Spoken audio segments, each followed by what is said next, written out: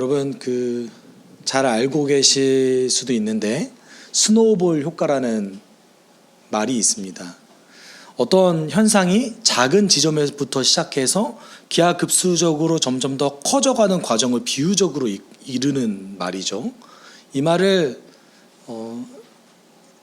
가장 세계적인 투자자 중 한 명이었던 워렌 버핏이 이제 자신의 책에서 사용하면서 장기적인 투자 안목을 가지고 오랜 기간 가치를 두고 투자했을 때 아주 수익이 기하급수적으로 늘어난다라는 것을 얘기하기 위해서 이제 사용했던 말 중에 하나죠. 저는 개인적으로는 우리의 경건과 우리의 삶도 그리스도인의 삶이 이런 스노우볼과 같다고 생각이 들 때가 있습니다. 당장 우리 경건이 변화가 그리고 어떤 유익함이 눈에 잘 보이지 않죠. 잘 보이지 않아요. 그런데 시간이 지나가서 우리가 누리고 있는 하나님께서 주시는 그 은혜가 굉장히 컸다라는 것을 느끼게 됩니다. 그리고 그 은혜는 점점 더 커집니다. 내가 그리스도의 제자로서 살아간다는 것이 얼마나 유익한지를 알아갈수록요. 어쩌면 우리는 매우 비상식적인 신앙생활을 그동안 그려왔지 않았나라는 생각도 하게 됩니다. 여러분, 세상에서 공부를 잘하는 사람의 특징이 무엇입니까? 공부를 열심히 하죠. 다른 특징이 있습니까? 공부를 열심히 해요. 근데 왜 모두가 다 공부를 잘하지 않죠? 모두가 열심히 하지 않으니까요. 그리스도인의 유익을 많이 누리는 사람은 누구겠습니까? 열심히 경건생활하는 사람이겠죠. 근데 왜 모두가 이 유익을 누리지 않을까요? 그것이 현재 나에게 이득이라고 생각하지 않고 열심히 하지 않기 때문인 거겠죠. 우리의 삶은 이런 스노우볼 효과와 같습니다. 사실은 처음에는 잘 미약하고 보이지 않는 그 경건의 효과가 나중에 점점 더 그 스노우볼이 굴러가서 엄청나게 커져 있는 것을 발견하게 되는 거죠. 전 요새 그것을 정말 많이 느낍니다. 기독교인 가정에서 살아갔다는 것이 얼마나 큰 축복이었는가. 그리고 내가 그동안에 물론 쉽지 않았지만 경건 생활을 해나가면서 만들어냈던 친구들, 공동체, 그리고 내 삶의 바운더리가 얼마나 큰 유익으로서 나에게 작용하는가를 요새 정말 많이 느끼고 있습니다. 경건 생활은 이와 같죠. 오늘 본문은 사실 경고의 말씀입니다. 하나님 나라를 오해하고 있는 그런 사람들에게 하나님 나라에 대해서 이제 오해를 바로잡기 위한 경고의 말씀인데 그 안에 이런 제자로서의 사명과 그 제자로서의 사명이 주는 유익을 강조하고 있습니다. 여러분, 예수 그리스도의 경고의 말씀이 너 진짜 잘못됐어. 내가 너 두고 봐. 이러기 위해서 쓰셨을까요? 아니겠죠. 너 왜 그렇게 생각하니? 지금 정말 중요한 유익이 있는데 왜 그거를 오해하고 제대로 모르고 살아가고 있니? 라는 예수 그리스도의 설득이신 거죠. 우리를 경고하시고 협박하기 위한 어떤 도구가 아니라는 거예요. 오늘 본문도 그런 역할을 하고 있습니다. 본문은 예수께서 전하신 마지막 비유입니다. 누가복음 안에서 마지막 비유입니다. 그래서 오늘 본문이 넘어가고 이제 이 비유가 예수께서 하신 누가복음에서는 마지막 비유입니다. 그런데 살펴보면 마태복음에 있는 달란트 비유와 좀 비슷한데 달란트 비유와는 다른 비유입니다. 비슷한 비유를 두 가지를 하셨다고 생각하시는 게 조금 더 편할 것 같습니다. 이 전 본문에 어떤 일이 있었죠? 지난주에 삭개오를 만나서 그의 인생을 변화시킨 이야기를 이제 누가는 다루고 있습니다. 예수님과 인격적인 교제를 전혀 할 거라고 기대하지 않았던 이 삭개오를 만나셔서 그를 부르셔서 그를 감동시키시고 삭개오가 가장 중요하게 생각했던 가치, 돈을 스스로 버리게끔 만드신 다음에 그를 불러내셨죠. 그 과정을 통하여서 우리가 알 수 있는 것은 무엇입니까? 예수께서 이 땅에 왜 오셨는가? 그것을 우리가 알 수 있는 거죠. 여러분, 삭개오 사건은 삭개오가 이런 고백을 했다, 그가 이렇게 변했다라는 것을 강조하는 것이 아니라 삭개오의 그 사건을 통하여서 예수께서 이 땅에 오신 목적을 가장 잘 드러낸 사건이라는 것이 중요한 것입니다. 예수께서 왜 오셨죠? 우리가 오늘 본문 11절 이전에 누가복음 19장 10절에 얘기하고 있죠. 함께 읽어볼까요? 시작. 인자는 잃은 것을 찾아 구원하러 왔다. 그렇다면 누가복음 19장의 맥락 속에서 잃은 것은 누굽니까? 삭개오죠. 삭개오 같은 사람이 예수가 정말 필요한 사람, 예수가 정말 찾아서 구원하려고 이 땅에 온 사람인 거죠. 그리고 오늘 본문은 아주 명백하게 그 삭개오의 사건을 다루면서 바로 이어지는 본문입니다. 그래서 예수께서 이제 비유를 말씀하시는 거죠. 어떤 하나님 나라에 대한 오해를 바로잡기 위해서 비유를 말씀하십니다. 그래서 11절에 이렇게 얘기하고 있어요. 그들이 이 말씀을 듣고 있을 때에 예수께서 덧붙여서 비유를 하나 말씀하셨다. 이 비유를 드신 것은 예수께서 예루살렘에 가까이 이르신 데다가 사람들이 하나님의 나라가 당장에 나타날 줄로 생각하고 있었기 때문이다 라고 얘기하고 있습니다. 예수께서 비유를 말씀하시는 것을 두 가지로 얘기하고 계시죠. 첫 번째는 예루살렘이 가까워졌어요. 근데 예루살렘이 가까워지신 것과 비유를 하신 것이 무슨 연관성이 있을까요? 두 번째는 사람들이 하나님 나라가 당장 올 거라고 생각했어요. 일단 여리고는요, 지금 이제 예수께서 지금 계신 곳이 여리고잖아요. 여리고는 예루살렘과 약 29km 정도 떨어져 있는 도시입니다.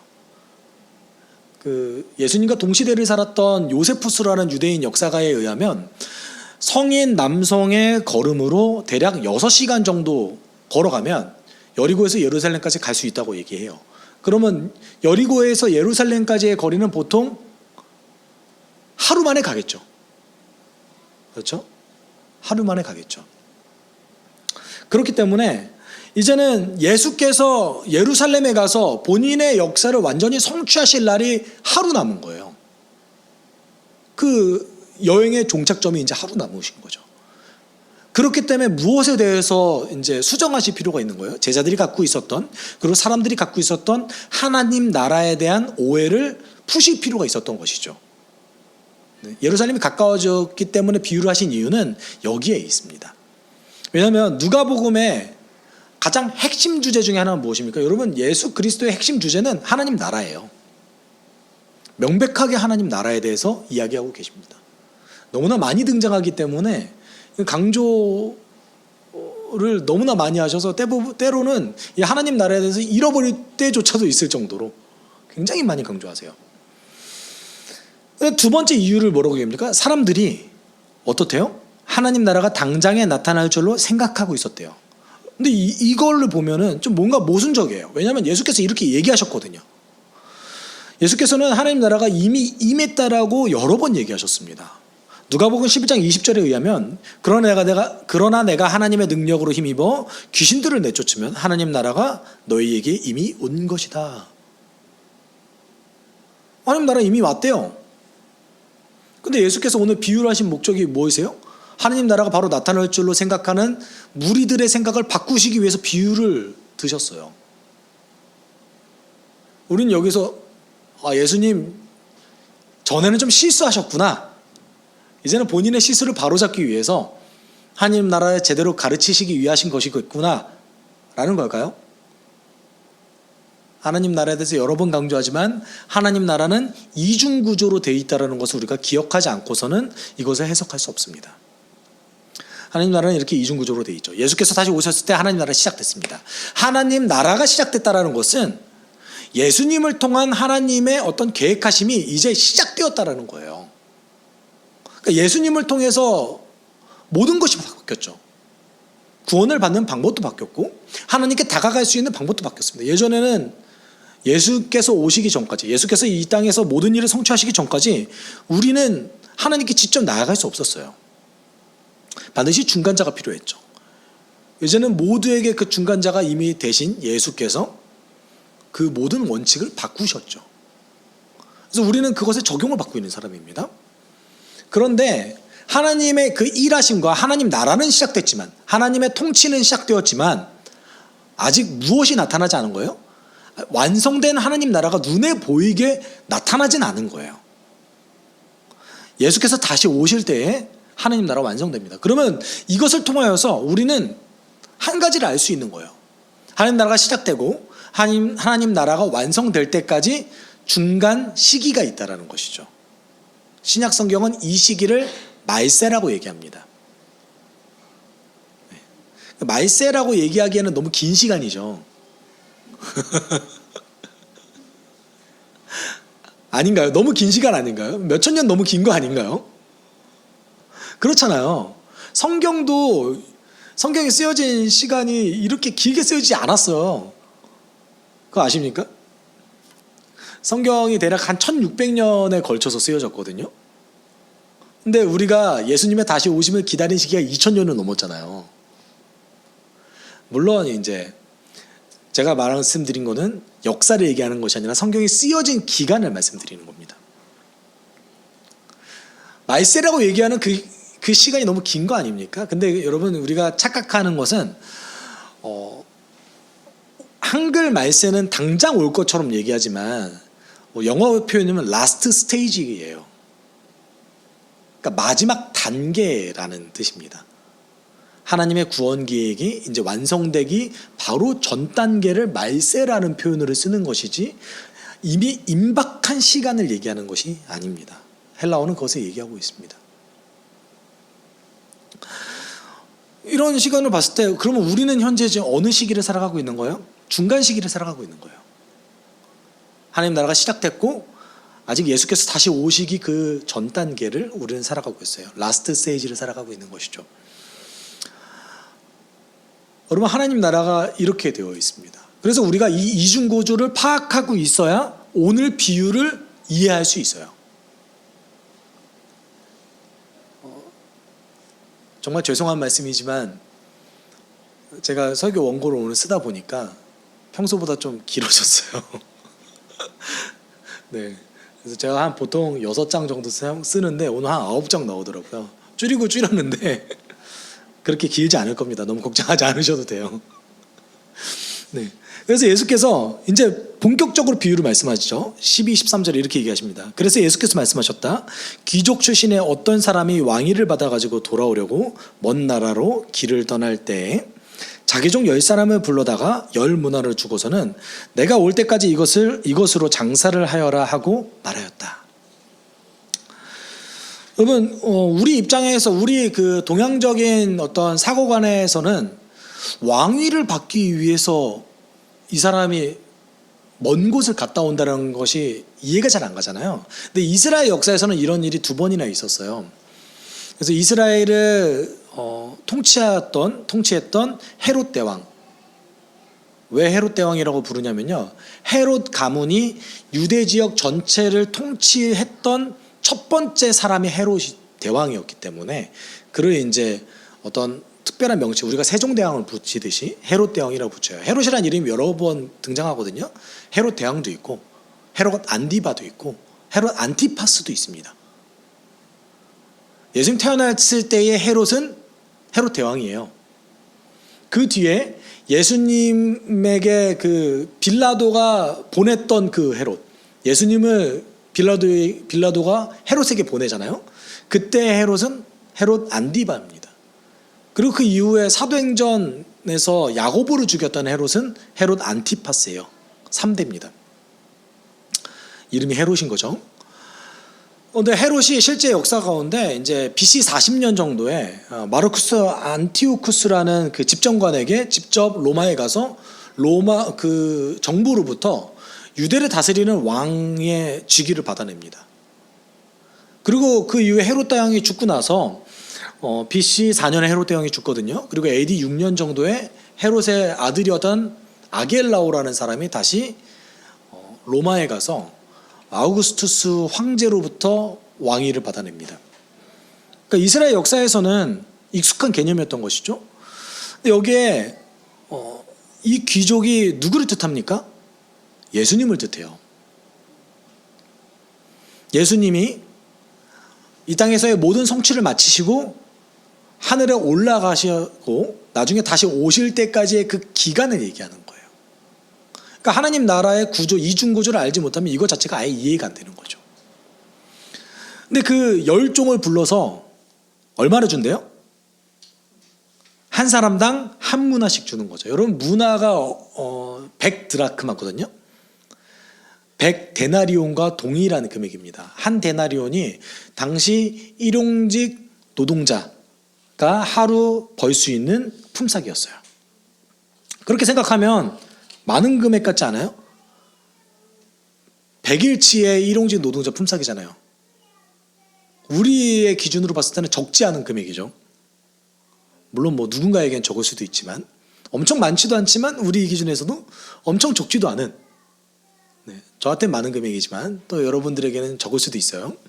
그렇지만 이 시대 기준으로 여러분 생각해 보셔야 돼요. 일용직 노동자는 때때로는 노예보다 낮은 사람이었어요. 왜냐하면 어떤 권력이 있는 사람의 노예는 웬만한 일용직 노동족보다 더 힘이 셌습니다. 그러니까 일용직 노동자는 당시에 가장 하층 계급이었다고 생각하시면 돼요. 당시에 최저임금이 있었나요? 없었어요. 여러분 그 18세기 19세기가 돼서 영국에서 그 가난한 사람에 대한 국가의 책임을 처음 논하기 전까지는 어떤 이런 복지제도 자체가 등장하지 않았던 것이죠. 그럼 이때 이 사람들이 일용직 노동자가 하루 품삯이 어떤 정도라고 생각하시면 되냐면 하루 먹을 정도, 내 식량을 살 수 있을 정도의 금액인 거예요. 현대 학자들이 뭐라고 얘기하냐면 대략 25달러에서 30달러 정도가 한 문화일 것이다. 아무리 그러니까 100일을 일해도 25달러에서 30달러 버는 거예요. 적은 금액이죠. 실제로 이제 로마에 어떤 일이 있었냐면 마르쿠스 안토니우스라는 이 집정관이 로마에 있는 그 병사에게 월급으로 1문화를 지급했어요. 실제 역사 가운데 있었던 일입니다. 병사들이 좋아했을까요? 엄청나게 반발한 거예요. 그래서 어느 정도까지 반발했냐면 반란이 일어나기 직전까지 반발을 한 거예요. 그래서 이 집정관이 월급을 5배를 줬어요. 5문화를 지급해서 이 병사들의 어떤 불만을 잠재웠습니다. 그러면 1문화가 적은 것이에요? 큰 것이에요? 엄청나게 적은 금액이라는 것이죠. 생각해 보세요.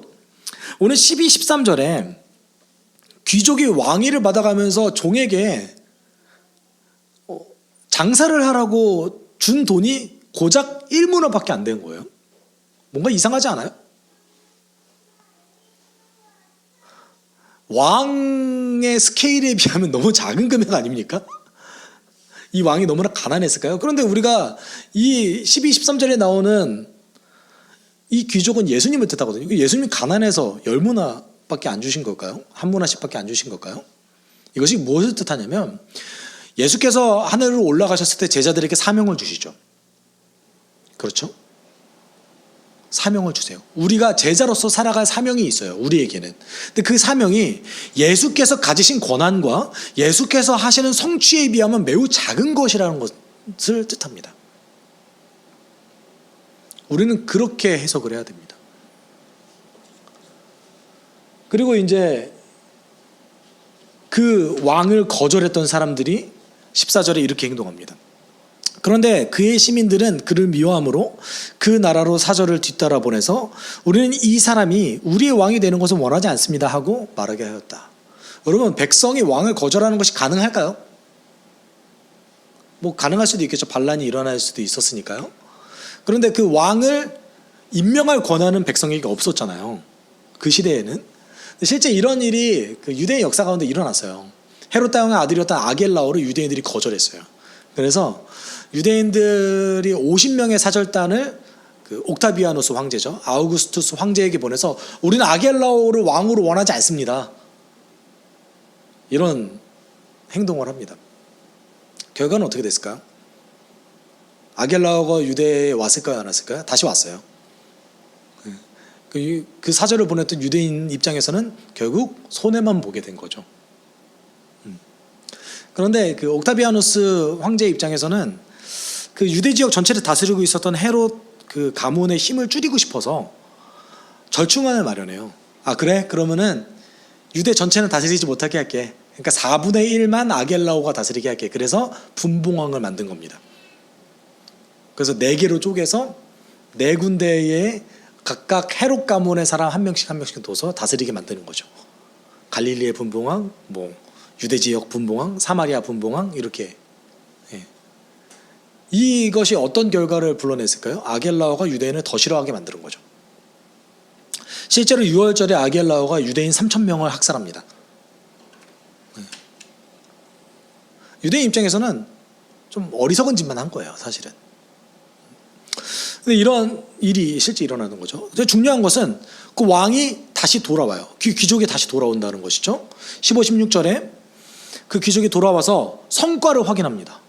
그러나 그 귀족은 왕위를 받아가지고 돌아와서 은화를 맡긴 종들을 불러오게 하여 각각 얼마나 벌었는지를 알아보고자 하였다. 첫째 종이 와서 말하였다. 주인님, 나는 주인의 한 문화로 10문화를 벌었습니다. 몇 프로 성과를 얻었나요? 1000%. 10배예요, 10배. 그런데 제가 아까도 말씀드렸듯이 현대인의 감각으로 했을 때 이 10배 벌어봤자 얼마입니까? 한 35만 원? 네, 10문화라 봤자 얼마 안 되는 금액인 거죠. 근데 10문화를 벌었습니다. 그럼 이때가 언제일까요? 예수께서 다시 오시는 재림의 때를 얘기하는 거예요. 빌립보서 2장에 따르면 예수님은 종의 모습으로 십자가를 지셨죠. 그리고 나서 하나님께서 어떻게 하셨나요? 그를 왕으로 세우셨어요. 모든 이름 위에 지극히 높은 분으로 만드셔서 결국 왕으로서 이 하나님 나라를 다스릴 권한을 예수께 주셨습니다. 그리고 언제 그 예수께서 가지고 계셨던 왕의 권한을 행사하신다는 거예요? 예수가 다시 오셨을 때 그 권한을 행사하신다는 것이죠. 오늘 비유는 그것을 얘기하고 있는 거예요. 근데 행사하실 때 어떤 식으로 행사하시는 거예요? 종들이 어떤 성과를 냈는지 보시겠다는 거예요. 근데 이 중에 한 명의 종이 뭐라고 얘기합니까? 저 10배 냈어요. 얘기했어요. 제가 이렇게 얘기할 수 있었으면 좋겠어요. 예수님이 이 종에게 상을 주십니다. 17절 같이 읽어볼까요? 시작. 주인이 그에게 말하였다.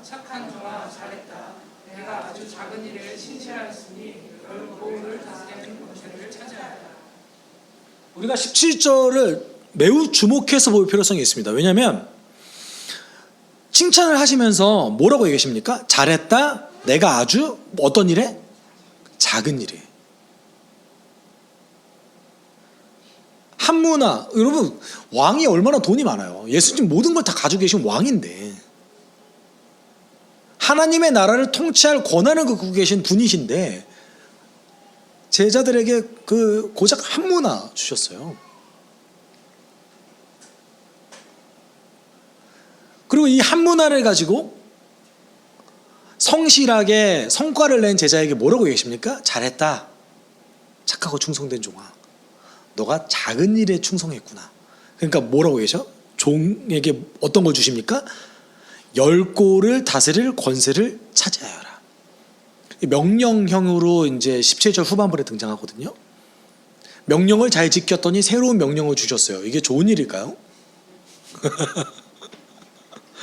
잘 생각해 보세요. 예수께서 하늘나라 올라가셨을 때 제자들에게 주셨던 그 명령을 잘 지켰더니 예수께서 다시 오신 다음에 또 다시 뭔가 명령을 주세요. 여러분 어떠세요? 좋은 일일까요? 나쁜 일일까요? 좋은 일이에요. 물론 우리가 이 땅을 살아가는 그 하나님 나라의 이중구조가 있다고 그랬죠. 그럼 지금 상황은 조금 우리로 봤을 때는 모순적이라고 느낄 수도 있어요. 하나님 나라는 시작되었고 하나님은 예수를 통해서 일하고 계시지만 세상은 아직 하나도 변하지 않는 것 같거든요. 그럼 이 세상 속에서 이 작은 일이라고 얘기하지만 이 작은 일을 실천하기 위해서는 때때로는 눈에 보이는 손해를 감수해야 될 때가 있습니다. 여러분 지금도 어떤 분들에게는 지금 와서 함께 예배 드리는 것이 시간 낭비라고 느껴지시는 분들도 있을 수 있겠죠. 아니면 다행입니다. 네. 그럴 수 있겠죠. 네. 그런데 예수께서 17절 후반절에 이제 예수께서 다시 오신 다음에 하나님 나라 완성된 다음에 주셨던 그 명령은 오로지 기쁨만 가득합니다. 왜냐하면 그 완성된 하나님 나라에서 예수와 함께 다스릴 권한을 주신 거거든요. 마태복음 25장 21절에서 이렇게 얘기하고 있습니다. 그의 주인이 그에게 말하였다. 잘했다 착하고 신실한 종아, 내가 적은 일에 신실하였으니 이제 내가 많은 일을 내게 맡기겠다. 와서 주인과 함께 기쁨을 누려라. 그러니까 예수께서 하나님 나라 완성되신 다음에 신실한 제자에게 맡기는 그 일은 우리가 지금 현재 우리가 받은 사명보다 좀 더 중요하고 큰 일이에요. 그리고 두 번째는 무엇입니까? 그것이 기쁨이라는 것이죠. 좋은 거 더 주신 거예요. 근데 문제는 종들 중에 신실한 종만이 있었던 게 아니에요. 이상한 사람이 한 명 등장합니다. 그래서 20절에 또 한 종이 나와요. 또 다른 한 종이 와서 말하였다. 주인님 보십시오. 주인의 한 문화가 여기 있습니다. 나는 이것을 수건에 싸서 보관해 두었습니다. 유대인들은 착취를 많이 당하는 백성이었기 때문에 자신의 재산을 잘 감출 줄 아는 법이 있었어요. 여기서 얘기하는 수건은요, 얼굴을 가리는 천이에요. 너무 햇빛이 뜨거우니까 얼굴을 가려서. 그래서 유대 전승에 의하면 이런 구절들, 기록들이 꽤 있습니다. 수건에 싸서 이제 자신의 재산을 보관했다고. 근데 가장 확실한 방법은 뭘 것 같아요? 재산을 숨기는 가장 확실한 방법. 땅에 묻었어요. 깊이 파서 땅에 묻었어요. 우리가 감추인 보화 얘기 있잖아요. 그거에서 비롯된 겁니다. 착취를 당하거나 어떤 폐허가 된 곳에 땅에 많이 묻혀져 있었거든요. 그래서 이것은 차지한 땅 주인 차지입니다. 땅 주인이 가지면 그것을 가지는 거예요. 어쨌든 중요한 건 뭐예요? 이 사람은 성과를 낸 게 없어요. 그리고 그 한 문화를 고이 간직해서 다시 오신 예수께 보여준 거. 저 이렇게 간직하고 있었어요. 그랬더니 왜 그랬냐고 봤더니 21절에 이렇게 얘기해요. 주인님은 야무진 분이라서 맡기지 않는 것을 찾아가고 심지 않는 것을 거두심으로 나는 주인님을 무서워하여 이렇게 하였습니다. 여러분, 여기서 야무진이라는 것이 번역이 조금 제가 생각할 때는 좀 다른 번역으로 했으면 좋겠는데, 야무진도 가능해요. 그런데 조금 더 좋은 번역은 엄격한, 까탈스러운이 조금 더 정확한 번역입니다. 21절을 자세히 보십시오. 이 종은 주인이 야무지다고 얘기하지만 사실은 엄격하고 까탈스러운 주인이라고 인식했던 거예요. 그래서 뭐라고 얘기합니까? 맡기지 않은 것을 찾아가고 심지 않는 것을 거두시는 분이라고 여겼던 것이죠. 다른 얘기로 하면, 아주 직설적으로 얘기하면, 이 종은 자신의 주인을 그동안 자신이 경험한 착취자와 동일하게 여긴 거예요. 그러니까 고이 간직해 놓았던 거죠. 혹시 내가 이거를 잃거나 손해를 보면 문제가 생길까 봐. 다른 얘기를 하면, 예수를 믿는 사람이 예수님을 이렇게 여기고 있다라고 생각하는 거예요. 예수님을 또 다른 착취자, 엄격하기만 하고, 그리고 다시 오실 예수님은 까탈스럽고 굉장히 엄격한 분, 맡기지 않은 것도 찾아가고, 심지 않은 것도 거두는 분. 여러분이 생각하는 예수님인가요? 여러분에게 예수님은 맡기지 않는 거 뺏어가시고 심지 않는 거 거둬가신 분이십니까? 그럼 이 종은 지금 어떤 행위를 하고 있는 거죠? 첫 번째로 왕에 대해서 무지했어요. 왕에 대해서 오해했어요. 그러니까 이 사람이 말한 왕에 대한 것은 잘못된 정보인 거예요.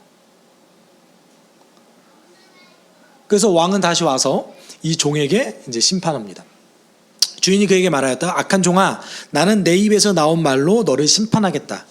너는 내가 야무진 사람이라서 맡기지 않는 것을 찾아가고 심지 않는 것을 거둬가는 줄 알고 있었지? 그러면 어찌하여 내 은화를 은행에 예금하지 않았느냐? 그랬더라면 내가 돌아와서 그 이자와 함께 그것을 찾았을 것이다. 예수님의 말씀은 명확합니다.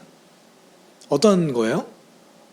너가 만약에 나를 정말 엄격하고 까탈스러운 사람이라고 여겼다면 너는 무서워서라도 그렇게 행동하면 안 돼. 은행에라도 맡겨야지. 뭘 잘했다고 그렇게 해. 그러니까 이 종은 왕에 대해서 무지했고 오해했을 뿐더러 동시에 어떤 사람이에요? 어리석은 사람이에요. 본인이 자신이 섬기는 주인이 엄격하고 까탈스러운 것이라고 여겼다면 조금이라도 성과를 낼 수 있을 뭔가를 마련해야지. 왜 그것도 안 했어? 예수님의 말씀이 이건 겁니다. 근데 우리가 이것을 통해서 한 가지 캐치해야 될 사실이 하나 있어요. 뭐냐면 예수님께서 제자들에게 맡겼던 그 사명이 예수님이 엄청 대단한 것을 요구하신 것이 아니라는 거예요.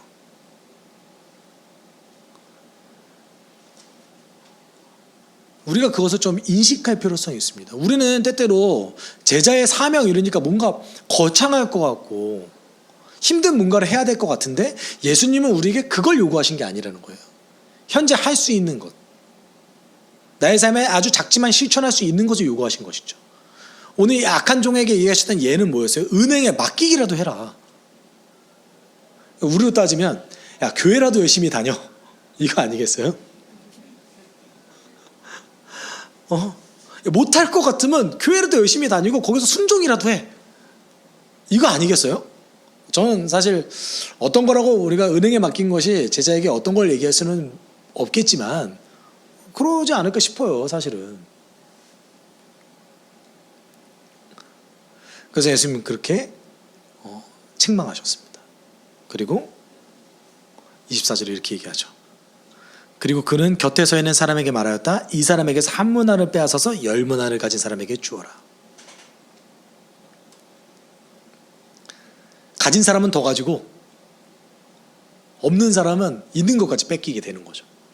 예수님이 그래서 26절에 불만을 가진 제자들에게 이렇게 얘기하세요. 같이 읽어볼까요? 시작. 내가 너희에게 말한다. 가진 사람은 더 받게 될 것이고 가지지 못한 사람은 그가 가진 것까지 빼앗기게 될 것이다. 26절을 해석하는 것이 조금 난해한 부분이 있습니다. 어떤 부분이냐면 첫 번째는 앞서 얘기했던 그 악한 종. 악한 종은 그러면 예수께서 다시 오셨을 때 그 악한 종은 사명을 감당하지 않았잖아요. 작은 일에 순종하지 않았잖아요. 그리고 하나님에 대해서 오해도 했어요. 무지했어요. 이 사람은 구원을 받을까요? 못 받을까요?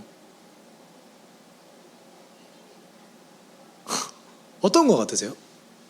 두 번째, 26절을 자세히 읽어보시면 모순점이 하나 등장합니다. 후반절이 되게 모순적이에요. 어떤 게 모순적이죠? 가지지 못한 사람이 어떻게 뺏겨요? 그렇지 않으세요? 제가 이상한가요? 내가 아무것도 없는데 뺏길 게 어디 있어요? 그렇지 않아요? 이에 대한 굉장히 많은 다양한 견해가 있어요. 정말 많은 견해가 있는데 설득 가능한 두 가지 견해가 있는데, 첫 번째는 이 종은 심판받지만 결국은 구원은 받을 것이다 라는 견해가 있습니다. 그래서 이거를 주장하는 많은 학자들은 고린도전서 3장 14절 15절을 예를 들면서 얘기해요. 그래서 고전 3장 14절 15절은 이렇게 얘기하죠. 어떤 사람이 만든 작품이 그대로 남으면 그는 상을 받을 것이요, 어떤 사람의 작품이 다 타버리면 그는 손해를 볼 것입니다. 그러나 그 사람은 구원을 받을 것이지만 불속을 헤치고 나오듯 할 것입니다. 그러니까 이 악한 종에게 현재적 심판은 있고 삶 속에서 매우 고통스럽겠지만 하나님께서 구원은 해주실 것이다 라는 견해가 있어요. 가능한 해석입니다. 또 한 가지 견해는 이 악한 종은 결국 구원받지 못하고 27절에 나오는 왕을 거절한 사람들과 동일하게 심판받을 것이다 라는 견해가 있어요. 그래서 27절에 뭐라고 얘기합니까? 그리고 내가 자기들의 왕이 되는 것을 원하지 않는 나의 원수들을 이리로 끌어다가 내 앞에서 죽여라 라고 얘기하고 있습니다. 그러니까 두 번째 견해는 어떤 견해인 거예요? 악한 종도 결국은 이 왕을 거절한 사람들과 동일한 사람이다 라고 보는 견해인 거죠. 여러분 어떤 것을 선호하세요? 첫 번째 견해, 그래도 악한 종이지만 구원은 받는다. 이것이 우리가 조금 더 위로가 되죠. 뭔가 위로가 되는 말 아닙니까? 두 번째 견해는 이거 너무 상박한 거 아닌가? 라는 생각이 들기도 하죠. 저는 개인적으로 두 번째 견해가 좀 더 옳다고 생각합니다. 왜냐하면 말씀을 하시는 시기와 관련되어 있어요. 오늘 이 비유는 언제를 특정해서 얘기하고 계신 거죠? 예수께서 다시 오실 때. 근데 예수께서 다시 오셨는데 하나님에 대해서 몰라요. 무지해요. 아무것도 모르고 근데 오해까지 해버렸어요. 근데 신실한 작은 일조차 지키지 않아요. 믿었다고 얘기할 수 있는 겁니까? 또 한 가지는 고린도전서 3장 14절 15절은 교회 안에서 불경건한 사람을 향한 메시지예요. 그러니까 재림의 때를 얘기한 게 아니에요. 교회 안에서 불경건한 사람은 당신에게 현재적인 심판이 있을 겁니다. 당신이 예수를 믿는다면 당신에게 현재적인 심판이 있을 겁니다. 당신이 구원받아도 이 삶이 정말 힘들 겁니다. 마치 불 가운데 지나가는 것처럼 어려울 겁니다.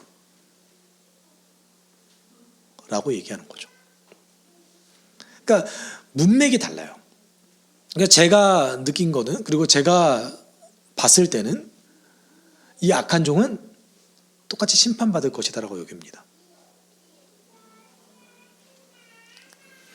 그래서 마태복음 25장 30절에 악한 종에 대해서 이렇게 얘기해요. 이 쓸모없는 종아 바깥 어두운 데로 내쫓아라. 거기서 슬피 울며 이를 가는 일이 있을 것이다.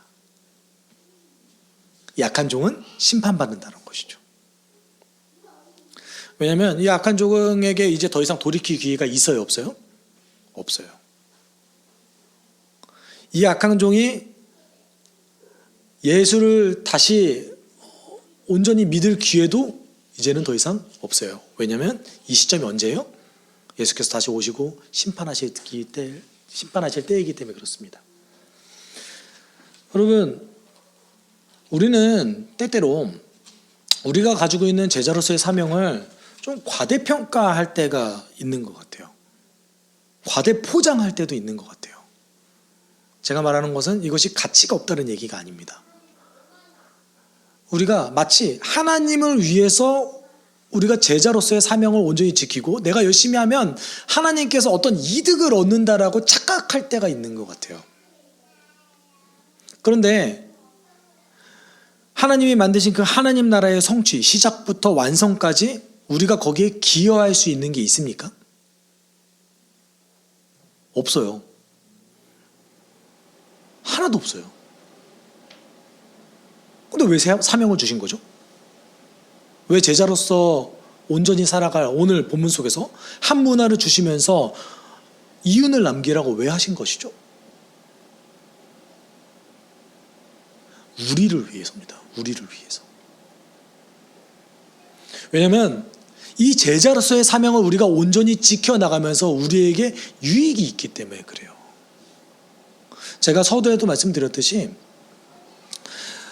그리스도인으로서 살아가는 그 삶 자체가 얼마나 우리의 삶 가운데 유익이 되는지를 요새 정말 절실히 느끼고 있습니다. 여러분, 하나님께서 우리에게 주시는 지혜가 얼마나 대단한지, 경건하게 살고자 하는 사람은 불행할 수가 없어요. 여러분, 우리가 눈에 보였을 때 고난이 많는다 할지라도 성경 속에서 나오는 고난이 많은 제자들이 불행해 보이십니까? 그들은 기쁨을 고백하고 있어요. 근데 대체적으로는 그런 일이 별로 없죠. 여러분, 우리가 그리스도인으로서 경건하게 살 때에 누리는 혜택들이 무엇입니까? 건강한 나의 정신, 건강한 나의 육체, 건강한 나의 생각, 건강한 나의 그리스도인으로서의 가정. 이것이 우리의 삶을 얼마나 더 안전하게 만들고 윤택하게 만듭니까? 여러분, 세상에서 얼마나 갈등이 많이 있습니까? 그런데 나의 삶의 경건을 통해서 후에 만들어가는 나의 삶의 바운더리는 점점 더 좋아져요. 저는 이것을 요새 느끼고 있거든요. 혹시라도 가정의 문제가 끝까지 해결되지 않은 분이 있을 수 있겠죠. 그러면 그분들을 위해서 주신 하나님의 선물은 무엇입니까? 교회 공동체를 주셨잖아요. 건강한 교회가 주는 유익이 얼마나 큽니까? 마태복음 7장 13절 14절에서 예수께서 이렇게 말씀하셨어요. 함께 읽어볼까요? 좁은 문으로 들어가라.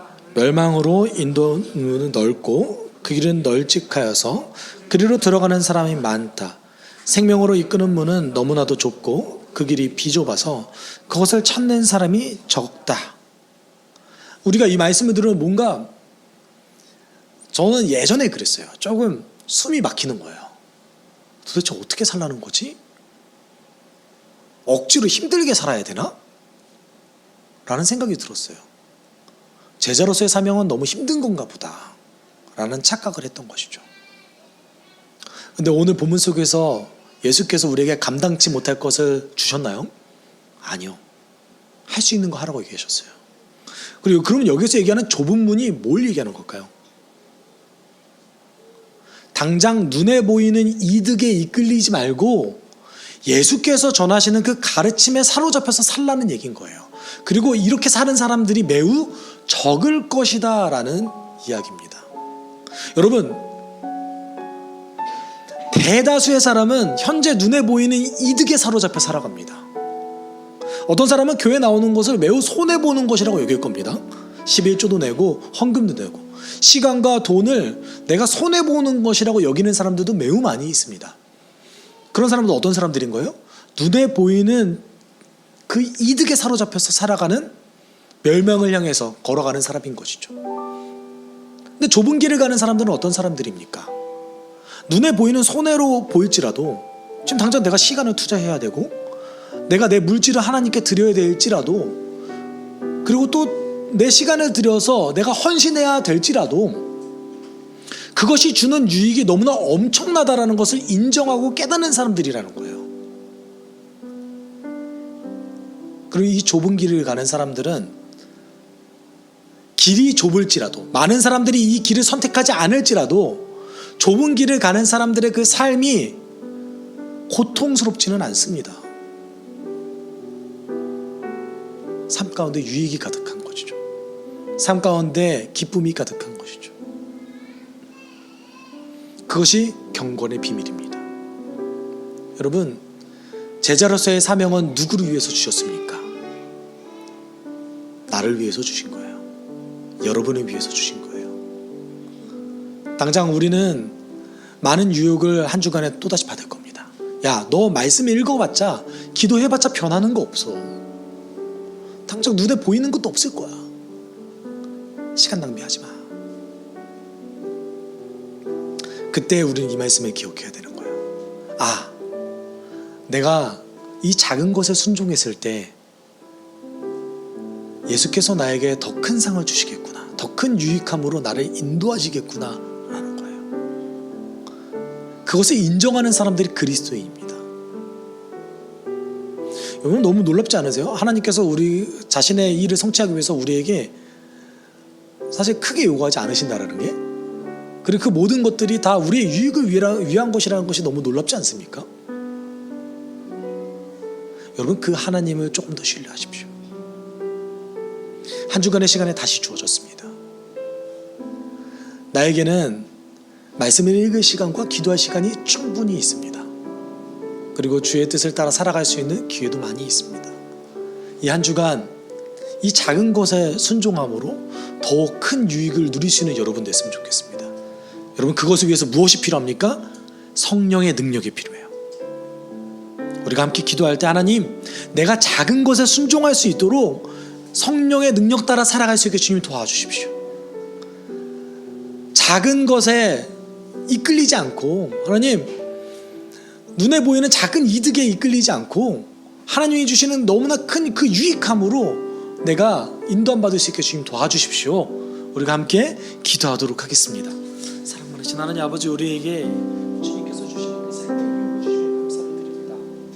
하나님, 나에게 주셨던 그 주님의 놀라운 제자로서의 사명이, 예수로 말미암아 살아가는 그 삶이, 하나님, 주를 위해서 살아가는 그 모든 것이 하나님 결국은 나 자신을 위한 것임을 우리 깨닫게 됩니다.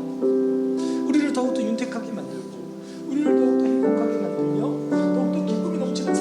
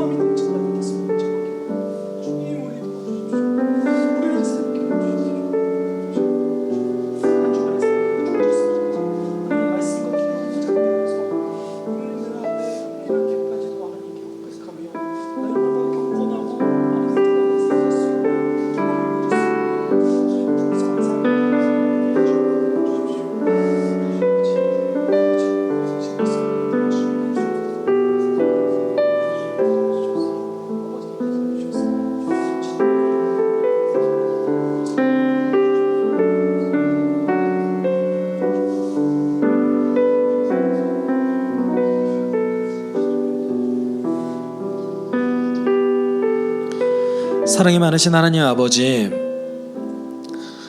주를 위해 사는 것이 우리 삶 가운데 가장 유익한 길임을 우리가 인정하게 주님 도와주옵소서. 주님께서 맡겨셨던 그 사명을, 그 작은 일에 순종하는 것을 우리가 배워나가게 주님 인도하여 주시고, 우리의 주어진 그 한 주간의 삶 동안에 주의 말씀을 읽으며 하나님을 알아가고, 주님께서 말씀을 통해서 가르치셨던 것을 우리가 지키며 하루를 살아갈 수 있는 순종하는 신실한, 작은 일에 신실한 제자 되게 우리를 인도하여 주옵소서. 예수님의 이름으로 기도드립니다. 주 예수 그리스도의 은혜와 하나님의 사랑과 성령의 교통하심이 작은 일에 순종하며 제자로 살아가길 소망하는 숲속교회 성도들 위해 함께 있을지어다. 아멘.